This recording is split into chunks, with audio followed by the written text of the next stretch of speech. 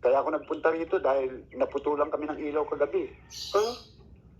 Eh, kasira ilaw nyo eh. Anong ilaw? Kaya nga gasera na ang ginagamit dahil pinutol ng Meralco eh.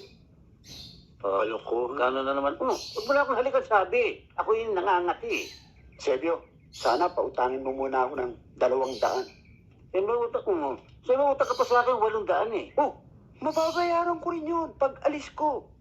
Papuntang Saudi. Saan punta ako na pupunta ng Saudi? Hindi ka na nakarating eh. Oh, anong malay mo kung matuloy ako? Sige na. Pero nga muna ng 200 ito. Eh, nasa iyo pinagbenta ng pali eh. Wala eh. Sige na't makalayas na lang to. Eh, 100 tong pera ko eh.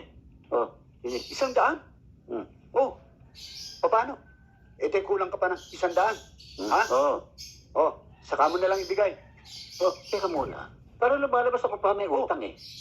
Talagang may utang ka.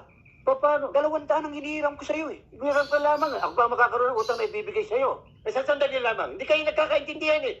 Hindi kasi kayo marunong arithmetic. Magkano ba inutang mo? 200. Magkano binigay mo? 100. Magkano kulang? 100.